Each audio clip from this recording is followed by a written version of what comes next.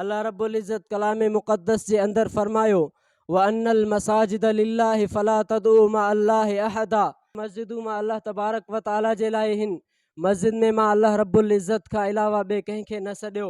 मस्जिद में अचण सां अल्लाह रब्बुल इज़्ज़त जे ज़िक्र में मशगूल थिजे।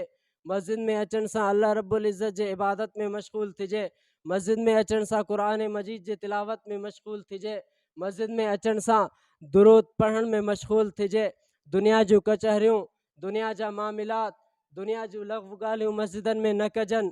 जॾहिं माण्हू मस्जिद जे अंदरि दुनवी ॻाल्हियूं कंदो आहे, अल्लाह रब्बुल इज़्ज़त जे रहमत जा फ़रिश्ता उनखे चवंदा आहिनि ख़ामोश थी। जॾहिं हू ख़ामोशी इख़्तियार न कंदो आहे, वरी ॻाल्हाईंदो आहे, ॿिए दफ़े बि फ़रिश्ता उनखे चवंदा आहिनि ख़ामोश थी। जॾहिं हू अञा ख़ामोश नाहे थींदो, टें दफ़े फ़रिश्ता उनखे चवंदा आहिनि, याने फ़रिश्ता उनखे अल्लाह रब्बुल इज़्ज़त जे वईद जो दड़को ॾेई करे ख़ामोश कराइण जे लाइ ॿुधाइनि था पिया।